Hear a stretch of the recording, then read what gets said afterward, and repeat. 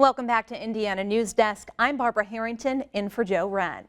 Spasmodic dysphonia is a rare disease that affects the vocal cords. It strikes seemingly at random, causing people to lose their voice, but often only when they try to speak normally. Some people can still sing, whisper, or even speak in accents. It's these anomalies that puzzle researchers who can't seem to figure out what's causing the disorder or why it only affects certain parts of speech.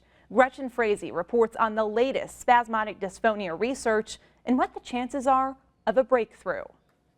10 years ago, Bev Matthews began to notice her voice faltering. Could you calculate the difference? When she talked on the phone or met with her coworkers, it was hard to speak. I thought that something had triggered my self-confidence to drop. And I kept trying to find ways to improve that by reading self-help books, anything I could get my hands on to try to figure out what's going on here, what's causing my voice to give out on me. She saw one doctor after another after another. It would be months before someone finally referred her to the Voice Clinic of Indiana. Doctors administered more tests and finally a diagnosis. Matthews had spasmodic dysphonia. Well, I had never heard of it. I went on the internet to try to research everything. The diagnosis seemed spot on. A voice that sounds strained, whispery, or breathy. Spasms that sometimes silenced her voice altogether. It was a relief on one hand to finally begin to understand the problem.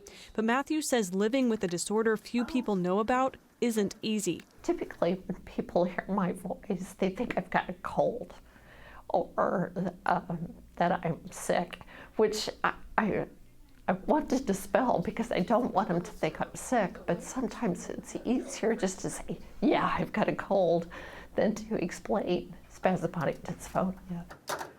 This is an examination of a normal patient, and as we move forward with the scope, you'll see the vocal cords, which are in the center here, and they have to come together fully, and their job is to turn air that's rushing past the vocal cords into sound that ultimately comes out as our speech.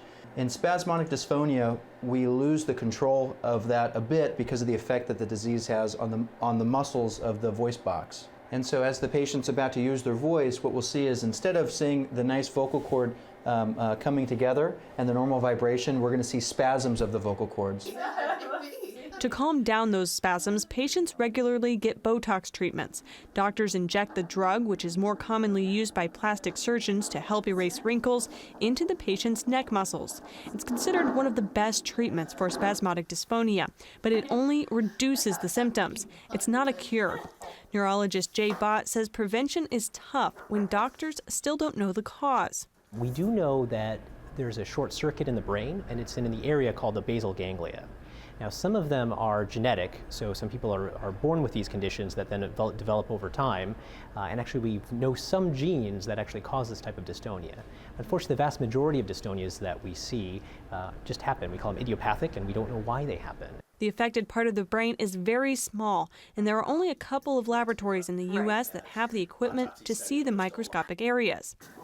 In Rita Patel's lab at Indiana University, she's developing a system that records the movements of vocal cords at a rate more than 130 times faster than typical video.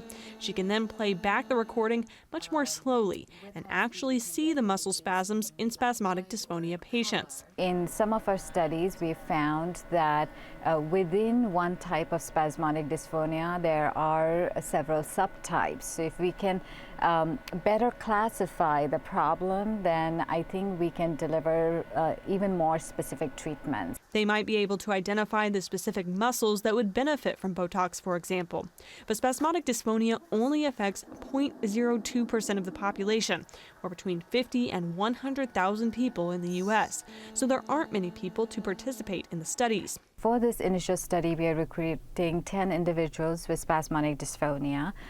So far, we have recruited 6. And because the disease is so rare, funding for research also becomes an issue. It unfortunately doesn't meet, it doesn't jump to the radar of congressional leaders who help allocate money for different conditions and what is researched. Still, researchers are hopeful studies will soon reveal new, more effective treatments for spasmodic dysphonia, and maybe one day a cure.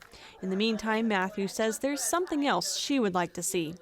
Having an understanding, a more global understanding in the population of this disorder helps those who are suffering with it, so that people understand when we stutter, when we're hoarse, what's causing us to have these problems, and to be empathetic to people who have voice issues.